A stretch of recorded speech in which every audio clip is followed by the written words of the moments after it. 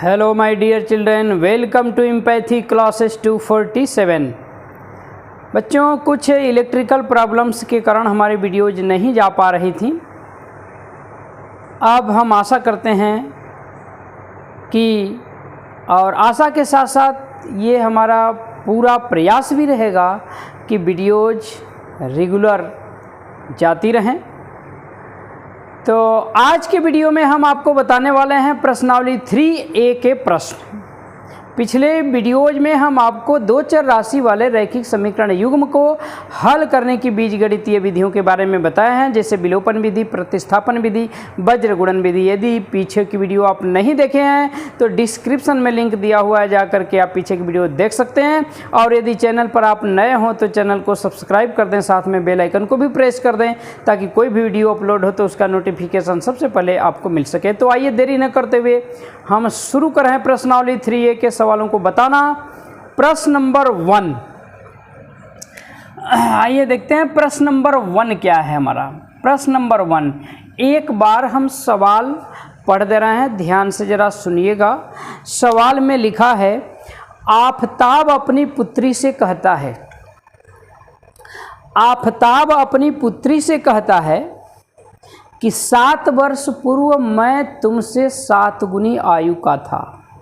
7 वर्ष पूर्व मैं तुमसे 7 गुनी आयु का था। अब से 3 वर्ष बाद मैं तुमसे 3 गुनी आयु का रह जाऊंगा। अब से 3 वर्ष बाद मैं तुमसे 3 गुनी आयु का रह जाऊंगा। तो इस कथन को बीजगणितीय एवं ज्यामितीय रूप में व्यक्त कीजिए। तो प्रश्न में दिए गए कथन को हमें बीजगणितीय और ज्यामितीय रूपों में व्यक्त करना है, मतलब कि समीकरण भी बनाना है और साथ साथ समीकरणों का आलेख भी खींचना है, ग्राफ भी खींचना है। तो आइए शुरू करते हैं। तो हम क्या करेंगे, आफताब और उसकी पुत्री की वर्तमान आयु को हम क्रमशः x और y मान लेते हैं। तो आइए लिखते हैं, माना आफताब की वर्तमान आयु, माना आफताब की वर्तमान आयु, माना आफताब की वर्तमान आयु x वर्ष तथा पुत्री की वर्तमान आयु, आफताब की पुत्री की वर्तमान आयु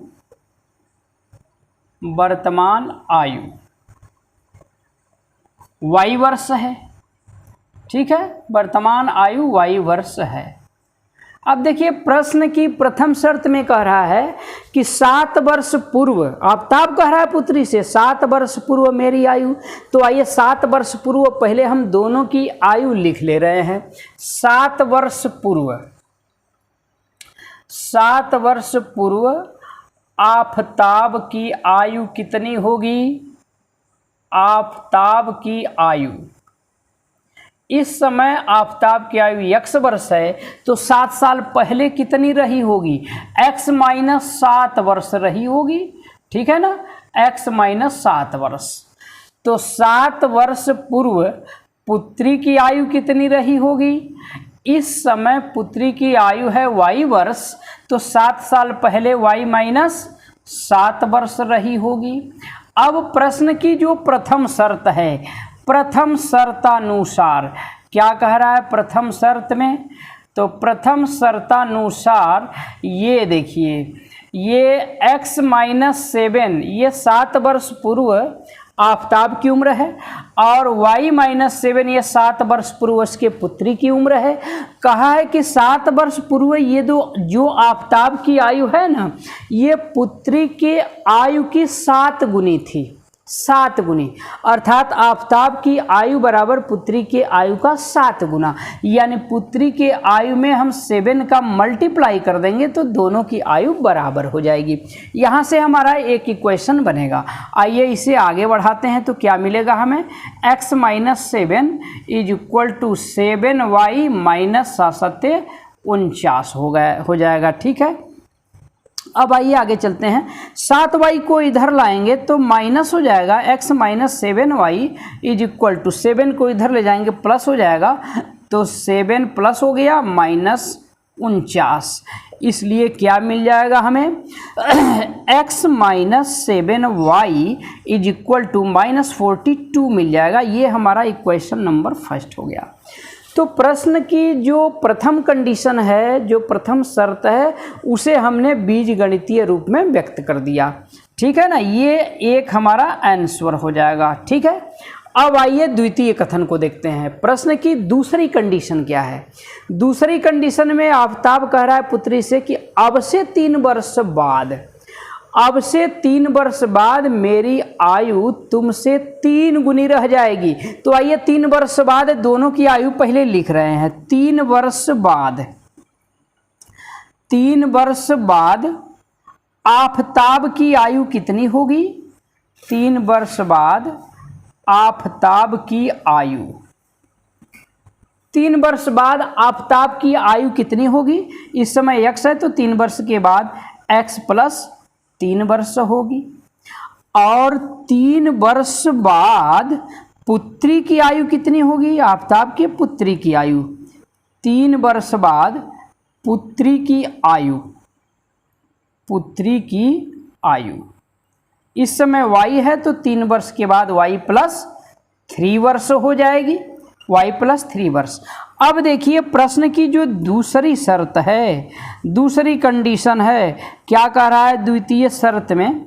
द्वितीय शर्तानुसार दूसरी शर्त में ये कह रहा है कि ये जो 3 वर्ष बाद आफताब की आयु है, ये 3 वर्ष बाद जो पुत्री की आयु है, इसकी 3 गुनी, ठीक है ना, अर्थात आफताब की आयु बराबर पुत्री की आयु का 3 गुना। तो क्या करेंगे, पुत्री की आयु में हम 3 का मल्टीप्लाई कर देंगे, दोनों की आयु अब बराबर हो जाएगी। यहाँ से हमारा दूसरा इक्वेशन बनेगा। आगे बढ़ाते हैं, क्या मिलेगा? x plus 3 is equal to 3y plus 9 मिलेगा। 3y को पक्षांतर कर लेंगे तो क्या मिलेगा? x माइनस 3y हो जाएगा, और 3 इस 3 को इधर ले जाएंगे माइनस हो जाएगा, अर्थात 9 माइनस 3 हो जाएगा, अर्थात इधर हमारा 6 बच जाएगा। तो ये हो जाएगा हमारा इक्वेशन नंबर सेकंड, ये दूसरा आंसर हमारा हो जाएगा। तो प्रश्न की दोनों कंडीशंस को, दोनों ही शर्तों को, दोनों ही स्थितियों को हमने बीजगणितीय रूप में तो व्यक्त कर दिया।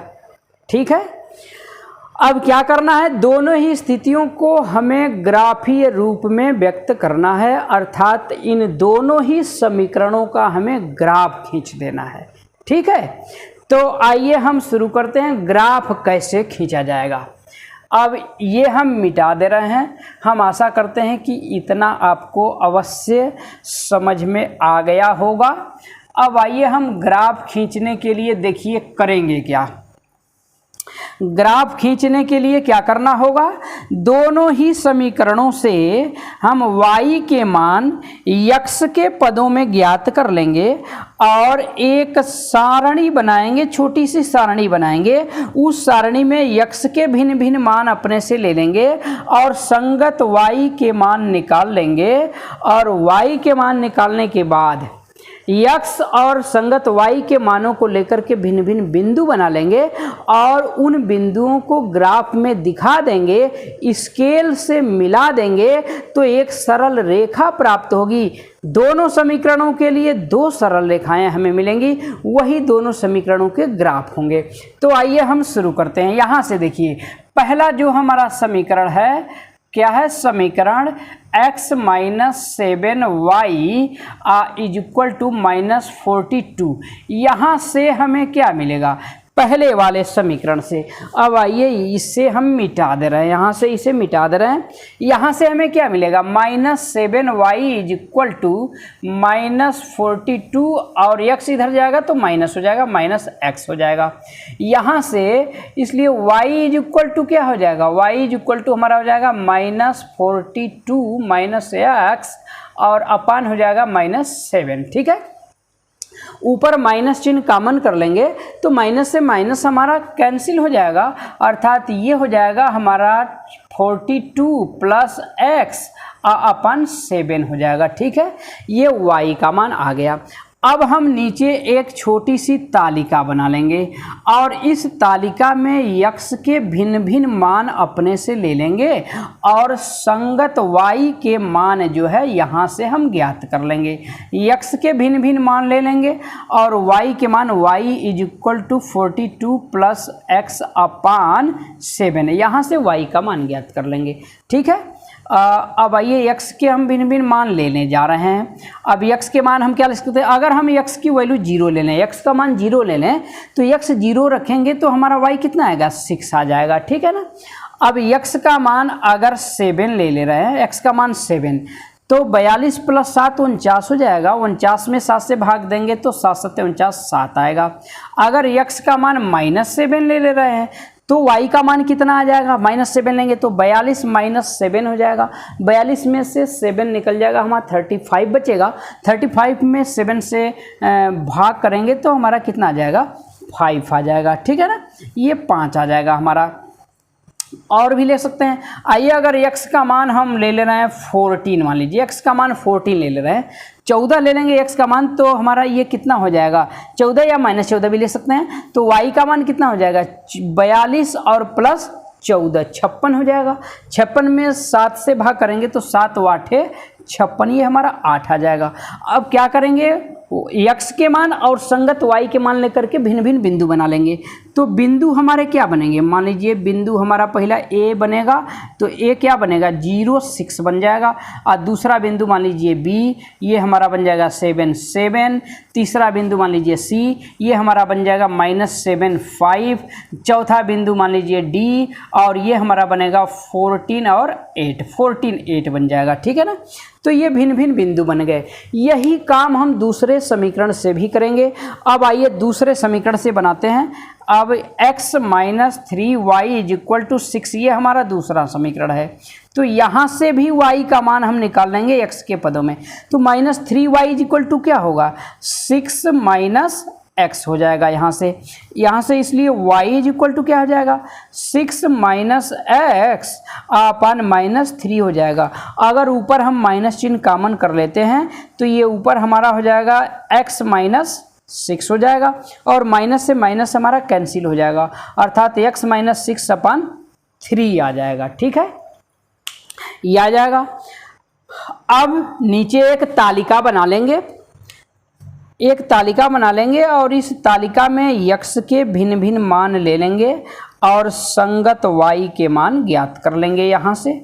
आइए इसमें हम x के भिन्न भिन्न मान ले रहे हैं और संगत y का मान कहाँ से निकालेंगे, y = x - 6 अपान 3, यहाँ से y का मान निकालेंगे। अगर हम x की वैल्यू 0 ले रहे हैं, x 0 ले लेंगे तो 0 - 6 अर्थात -6 अपान 3 -2 आ जाएगा। ठीक है। अगर x की वैल्यू 3 ले रहे हैं, x = 3 ले लेंगे तो ऊपर क्या हो जाएगा, 3 - 6 3 - 6 अर्थात -3 बचेगा, -3/3 -1 आ जाएगा।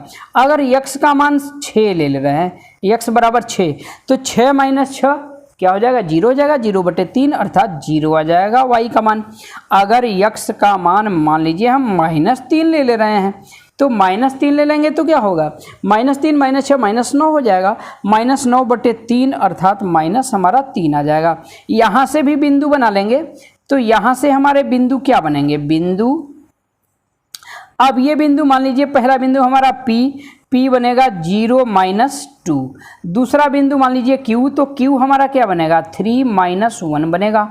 तीसरा बिंदु चलिए R ले रहे हैं, तो R हमारा क्या बनेगा, 6 0 बनेगा। और चौथा बिंदु मान लीजिए S ले रहे हैं, तो S हमारा क्या बनेगा, -3 -3 बनेगा। अब इन बिंदुओं को हम ग्राफ में दिखा देंगे और ग्राफ में दिखाने के बाद स्केल से मिला देंगे। तो आइए इतना अब हम मिटा दे रहे हैं, ये अब मिटा देना है, बिंदुओं को रहने दे रहे हैं, क्योंकि बिंदुओं को हमें ग्राफ में प्रदर्शित करना है। और बाकी शेष हम मिटा दे रहे हैं। शेष आशा करते हैं कि आप अवश्य समझ गए होंगे। अब हम खींचेंगे x अक्ष और y अक्ष, ठीक है ना। x अक्ष और y अक्ष हम खींच लेंगे। अच्छा, एक काम और करते हैं, इन बिंदुओं को हम इधर एक तरफ कर देना है। मान लीजिए हमारा यहाँ बिंदु A है जो क्या है 0,6 है, बी है जो क्या है 7 है, और तीसरा सी है जो क्या है -7 5 है, डी है जो क्या है डी है हमारा 14 और 8, ठीक है ना। बिंदु पी ज्ञात कर चुके हैं, 0 - 2 है। बिंदु क्यू क्या है 3 - 1 है। आर क्या है, आर हमारा 6 0 है, और एस क्या है, यस हमारा -3 और -3 है, ठीक है। अब आइए ग्राफ में इन बिंदुओं को हम प्रदर्शित करेंगे। अब जरा x अक्ष और y अक्ष का निर्धारण हम कैसे करेंगे, यहाँ हम देख लेते हैं। ये जो संख्याएं हैं जिन्हें हम भुज कहते हैं, बिंदुओं के भुज हैं ये, इन्हें हम x अक्ष पर दिखाते हैं। धनात्मक है तो मूल बिंदु के दाईं ओर दिखाते हैं, ऋणात्मक है तो मूल बिंदु के बाईं ओर दिखाते हैं। और इन मापों को कोटि कहते हैं जिन्हें हम y अक्ष पर दिखाते हैं। तो धनात्मक को मूल बिंदु के ऊपर दिखाते हैं और ऋणात्मक को मूल बिंदु के नीचे दिखाते हैं। तो आइए हम x अक्ष पर देख ले रहे हैं कि बड़ी से बड़ी धनात्मक संख्या कितनी दिखानी है। 14 हम देख रहे हैं x अक्ष पर, 14 मूल बिंदु के दाईं ओर दिखाना है। और बाईं ओर ऋणात्मक संख्या देखते हैं -7 है, ज़्यादा से ज़्यादा -7 है, तो बाईं ओर -7 दिखाएंगे, अर्थात बाईं ओर हमें कम जगह चाहिए और दाईं तरफ हमें ज़्यादा जगह चाहिए। तो y अक्ष का निर्धारण करते समय हमें ये ध्यान रखना है कि y अक्ष के दाएं तरफ ग्राफ में थोड़ा जगह ज़्यादा रहे और बाईं ओर थोड़ा कम जगह रहेगी तो भी काम चल जाएगा हमारा। अब x अक्ष का निर्धारण करते हुए हम यह देख लेंगे कि y अक्ष पर मूल बिंदु के ऊपर किस बड़ी से बड़ी संख्या को दिखाना है। तो यहाँ हम देख रहे हैं 8 को दिखाना है, बड़ी से बड़ी संख्या 8 है। और ऋणात्मक में देखते हैं तो ऋणात्मक में -3 है, अर्थात नीचे हमें कम जगह चाहिए। तो x अक्ष का निर्धारण करते समय ऊपर थोड़ा हम जगह ज़्यादा रखेंगे और नीचे थोड़ा कम रखेंगे, ऐसे, ठीक है ना। अब क्या करते हैं, एक उचित पैमाना ले लेते हैं। अगर दूरियों को ज़्यादा दिखाना है तो एक उचित पैमाना ले लेते हैं। तो x अक्ष पर हम देख रहे हैं कम से कम 14 हमें दिखाना है। XO x डैश हो गया ये हमारा, और ये YO y डैश हो गया। तो x अक्ष पर हम पैमाना मान लेंगे, माना x अक्ष पर पैमाना लिख लेते हैं। माना x अक्ष पर 1 सेंटीमीटर बराबर 1 सेमी बराबर 2 इकाई, ठीक है। 1 सेंटीमीटर बराबर 2 इकाई मान लेंगे। और y अक्ष पर 1 सेंटीमीटर बराबर 1 इकाई ले लेंगे, क्योंकि y अक्ष पर हमें बहुत ज़्यादा नहीं दिखाना है। y अक्ष पर 1 सेंटीमीटर बराबर 1 इकाई। अब ग्राफ में मिलीमीटर और सेंटीमीटर के चिन्ह बने होते हैं। 10 जो छोटे छोटे खाने होते हैं, 10 छोटे छोटे जो खाने होते हैं वो मिलीमीटर के चिन्ह होते हैं। तो 10 मिलीमीटर बराबर 1 सेंटीमीटर हमारा होता है। तो 1-1 सेंटीमीटर पर x अक्ष पर जो है 1-1 सेंटीमीटर पर हम 2-2 इकाई दिखा देंगे। यहाँ 2 हो जाएगा, यहाँ हमारा 4 हो जाएगा, फिर 1 सेंटीमीटर पर 6 हो जाएगा, 1 सेंटीमीटर पर 8 हो जाएगा, फिर 1 सेंटीमीटर पर 10 हो जाएगा, 1 सेंटीमीटर पर 12 हो जाएगा, फिर 1 सेंटीमीटर पर हमारा 14 हो जाएगा, 16 18 ऐसे हो जाएगा। ऊपर एक x अक्ष पर 1 सेंटीमीटर बराबर 1 इकाई माने हैं, तो यहाँ 1 दिखाएंगे 1 सेंटीमीटर पर, 2 सेंटीमीटर पर 2, 3 सेंटीमीटर पर 3, 4 सेंटीमीटर पर 4, 5 सेंटीमीटर पर 5, 6 सेंटीमीटर पर 6 दिखा लेंगे, 7 सेंटीमीटर पर 7 दिखा लेंगे, 8 सेंटीमीटर पर 8 दिखा लेंगे, ठीक है ना। और इधर 1 सेंटीमीटर पर -2 दिखा लेंगे, हाँ। और फिर 1 सेंटीमीटर पर -4 दिखा लेंगे, फिर 1 सेंटीमीटर पर -6 दिखा लेंगे, फिर 1 सेंटीमीटर पर -8 दिखा लेंगे, ऐसे। y अक्ष पर नीचे भी 1 सेंटीमीटर पर -1 दिखा लेंगे, 2 सेंटीमीटर पर -2 और 3 सेंटीमीटर पर -3, ऐसे करके दिखा लेंगे संख्याओं को। अब आइए हम चलते हैं आगे। अब चलते हैं आगे। अब हमारा देख रहे हैं पहला जो बिंदु है हमारा 0,6 है, तो 0 हम x अक्ष पर चलते हैं, अब कहीं नहीं जाएंगे। y अक्ष पर 6 मात्रक हम ऊपर चलेंगे क्योंकि धनात्मक है। तो यहाँ हमारा एक बिंदु मिलेगा, यही बिंदु हमारा होगा 0,6, अर्थात यही बिंदु हमारा A हुआ, ठीक है ना। अब दूसरा बिंदु बी हमारा है 7 7। एक्स अक्ष पर 7 दूरी चलेंगे, यहाँ 6 और 8 के बीच यहाँ पहुँचेंगे। वाई अक्ष पर भी 7 चलना है तो ऊपर चलेंगे, यहाँ आएंगे तो यहाँ से इधर चलेंगे और यहाँ से ऊपर चलेंगे। ठीक है, यहाँ से ऊपर चलेंगे 7 के सीध में और यहाँ से 7 के सीध में इधर आएंगे। एक बिंदु मिलेगा, यहाँ पे हमारा होगा 7 और 7 अर्थात बिंदु बी हो जाएगा। यहाँ पे हमारा बिंदु बी होगा। ठीक है ना। बिंदु सी है -7 5। -7 एक्स अक्ष पर, एक्स अक्ष पर -7 हमारा कहाँ होगा, -6 और -8 के बीच, यहाँ -7 होगा।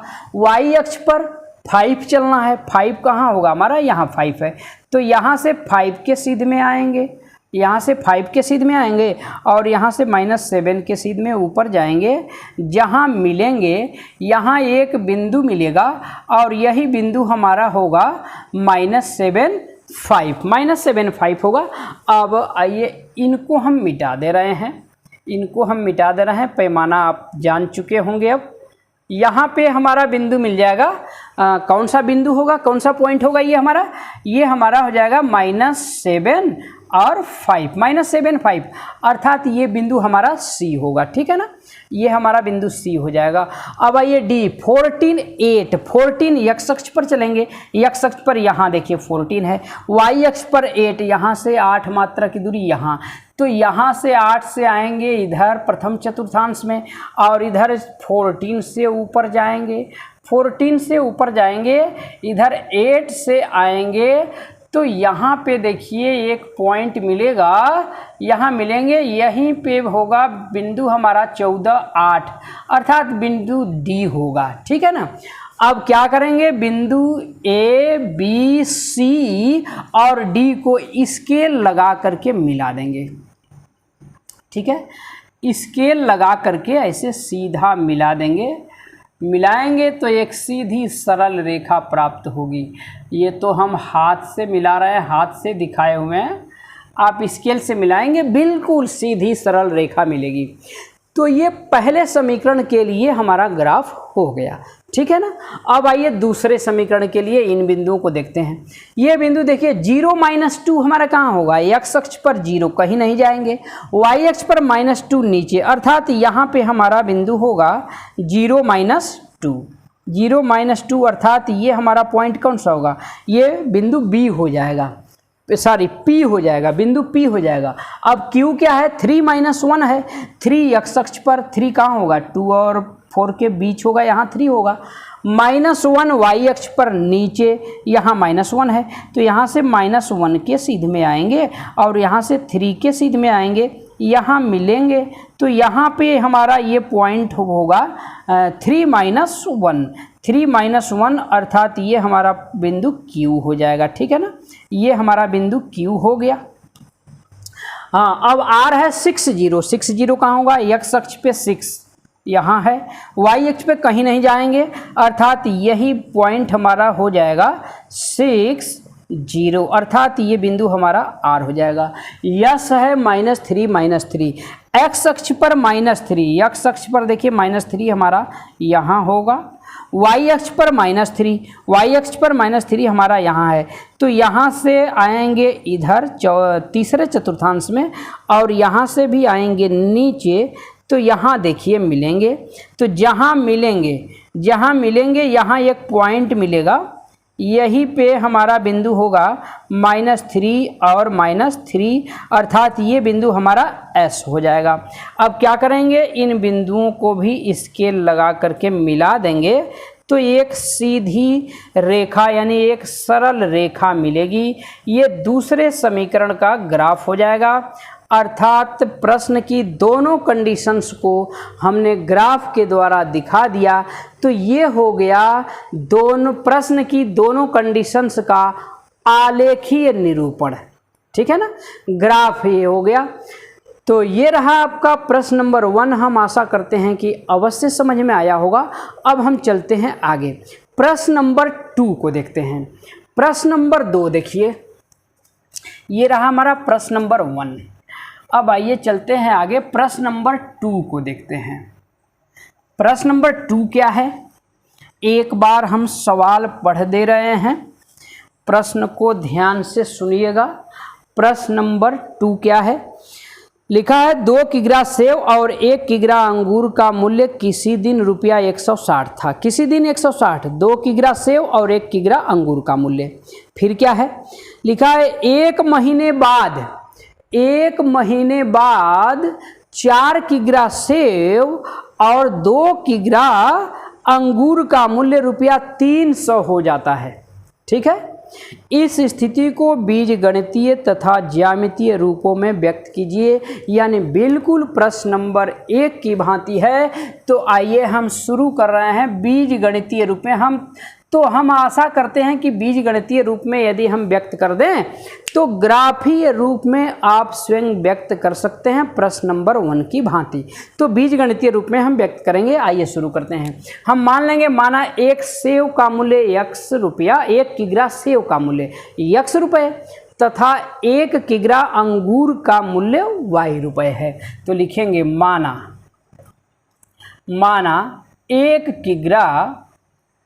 1 किग्रा सेव, 1 किग्रा सेव का मूल्य, 1 किग्रा सेव का मूल्य x रुपये, ठीक है, x रुपये तथा 1 किग्रा अंगूर, 1 किग्रा अंगूर का मूल्य, 1 किग्रा अंगूर का मूल्य y रुपये,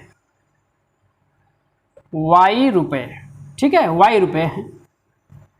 1 किग्रा सेव का मूल्य x रुपये तथा 1 किग्रा अंगूर का मूल्य y रुपये है। अब आइए देखते हैं प्रथम शर्तानुसार। प्रथम शर्त में क्या कह रहा है? प्रश्न की प्रथम शर्त में, प्रथम शर्तानुसार, प्रथम शर्त में कहा है, प्रथम शर्त में कहा है 2 किग्रा सेव और 1 किग्रा अंगूर का मूल्य। बताइए 2 किग्रा सेव, 2 किग्रा सेव का मूल्य कितना हो जाएगा? 2 किग्रा सेव का मूल्य, 2 किग्रा सेव का मूल्य, 1 किग्रा सेव का मूल्य x रुपये है। तो 2 किग्रा सेव का मूल्य कितना हो जाएगा? 2x हो जाएगा, ठीक है ना, 2x रुपये हो जाएंगे। और 1 किग्रा अंगूर का मूल्य y रुपये है, तो 1 किग्रा अंगूर तो है ये, 1 किग्रा अंगूर तो है ये है। अब दोनों का योग कितना हो जाएगा? 2 किग्रा सेव का मूल्य हो गया 2x रुपये और 1 किग्रा अंगूर का मूल्य है y रुपये।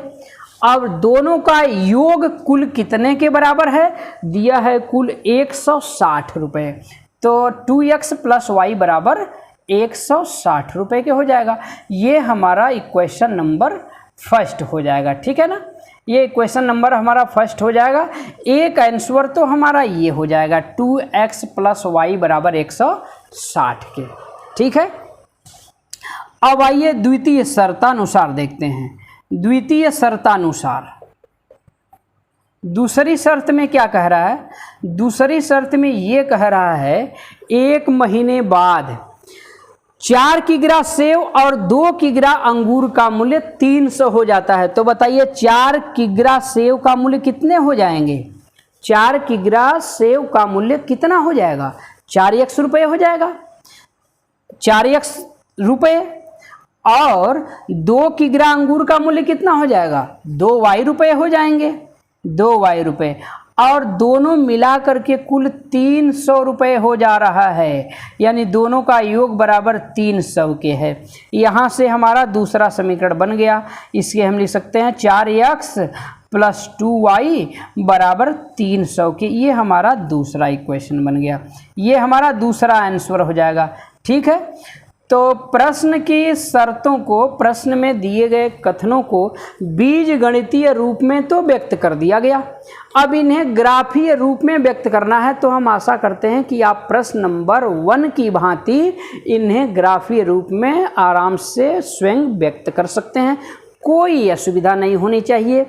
अब आइए हम चलते हैं आगे, क्वेश्चन नंबर 3 को देखते हैं। तो एक बार हम सवाल पढ़ दे रहे हैं। क्वेश्चन नंबर 3 लिखा हुआ है, दो रेल पटरियां समीकरण x प्लस 2y माइनस 4 बराबर 0 और 2x plus 4y minus 12 is equal to 0 द्वारा निरूपित की गई हैं। इस स्थिति को ज्यामितीय रूप में व्यक्त कीजिए। ज्यामितीय रूप का मतलब ग्राफीय रूप में व्यक्त करना है। तो बिल्कुल प्रश्न नंबर 1 की भांति तीसरा भी प्रश्न है, तो हम आशा करते हैं कि आप तीसरा प्रश्न भी करेंगे। यदि नहीं हो पाता है तो कमेंट में अवश्य बताइएगा। हम अगली वीडियो में तीसरे प्रश्न का हल अवश्य प्रोवाइड कराने का प्रयत्न करेंगे। अब आज की वीडियो बच्चों बस यहीं तक। अगली वीडियो में फिर हमारी आपकी मुलाकात होगी इसी प्रश्नावली के अगले प्रश्न के साथ, यानी प्रश्न नंबर 4 के साथ हमारी आपकी मुलाकात होगी। तब तक के लिए thank you very much for watching this video.